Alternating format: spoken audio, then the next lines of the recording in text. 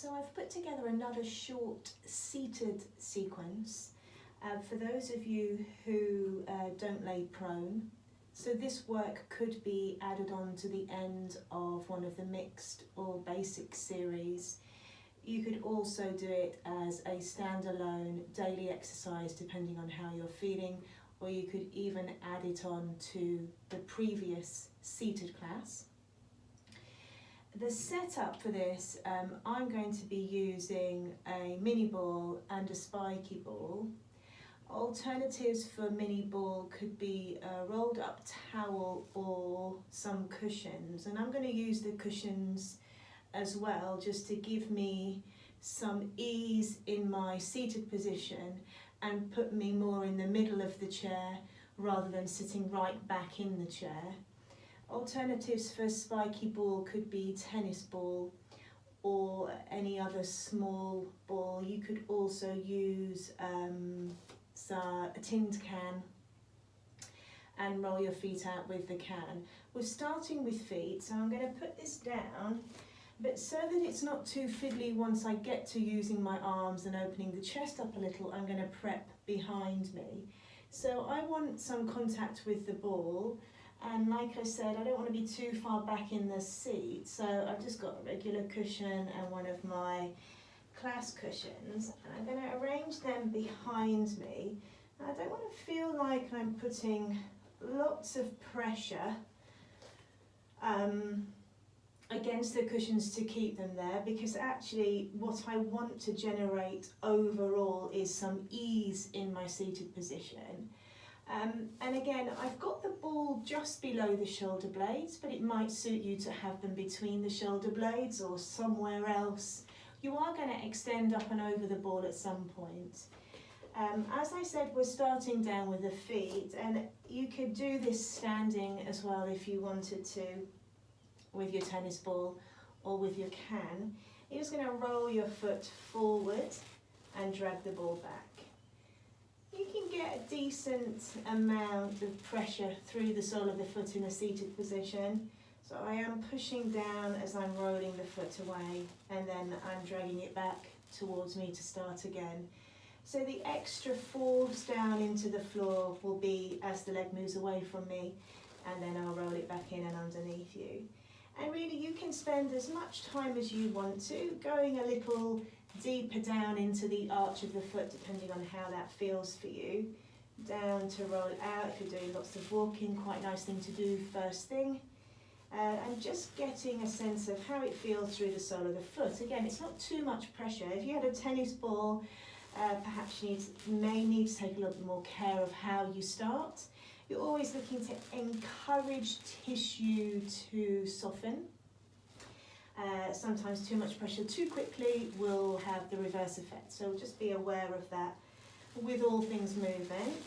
Once I've dragged that back, I'm going to switch to the other leg, and again just reminding myself that just because I have some cushions and a ball there supporting behind me, I don't want to feel like I'm creating tension in my spine. I actually want the opposite. I want it to feel quite relaxed back there.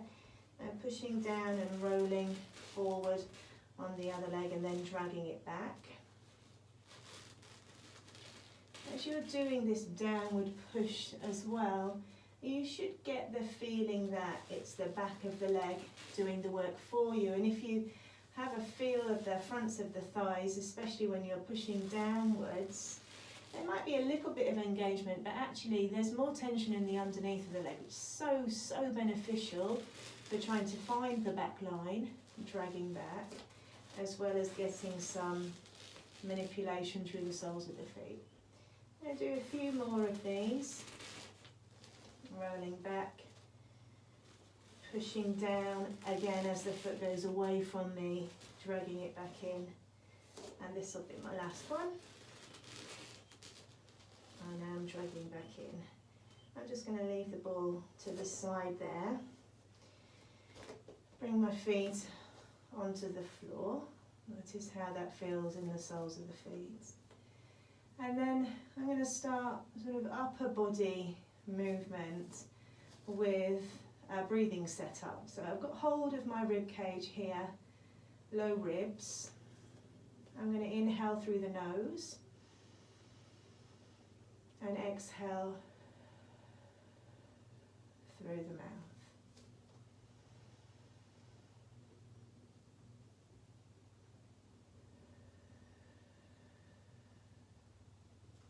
You'll notice as you inhale that the hands move away from the torso, but also can you generate a feeling of breathing into the ball as well?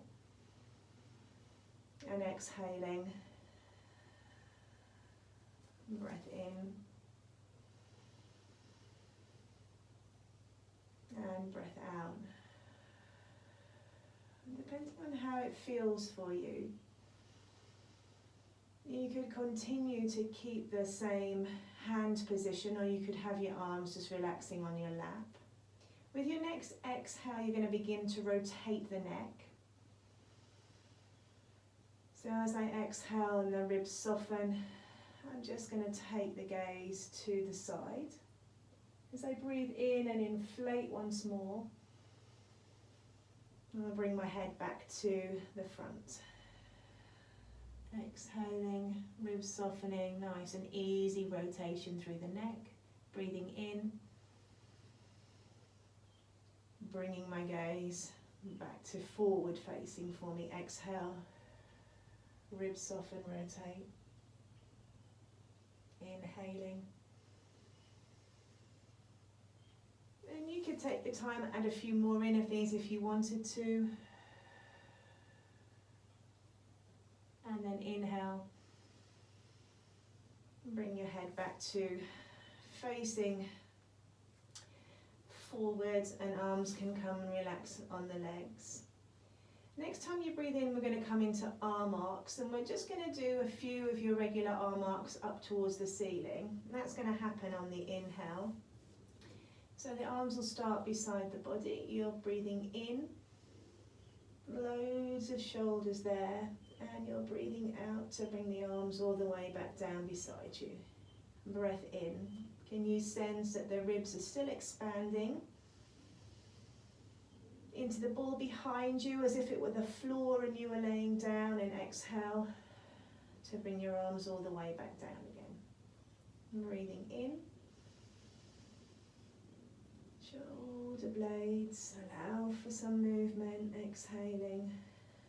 The last few, you can really sense that the rib cage lifts up and away from the waist. Exhale to come back. And then you're going to continue this movement, but you're going to come into some width across the collarbones, so that as you breathe in, as the arms come down there, you're going to widen and the upper arms will move back. And the sequence becomes inhale to lift the arms, shoulder blades, allow them to move, exhale to lower. Inhale to create some collarbone width, arms move back, and exhale to return. Notice how when I inhale to take the arms up, my upper arms are outwardly rotating, palms are facing in. Notice how when the arms move back, the palms are facing backwards towards my chair. Inhaling to lift up. Exhaling to come back down again. Inhaling to widen. And exhale to come back down again. I'm just going to come into a set of open and close. I'm going to start with the arms out in front of me. Breathing in to open the arms out wide. And breathing out to return. So you're not particularly restricted in this seated position so far as where you could take your arms to. Just notice what happens through the spine, the neck and the head. So if you inhale and you find that the neck and the head move forward, then just reduce the range very slightly. Exhale to return the arms back to that in front of you position. Breathing in, wide. Breathing out to return. Breathing in. Breathing out to return. We'll do one more of these.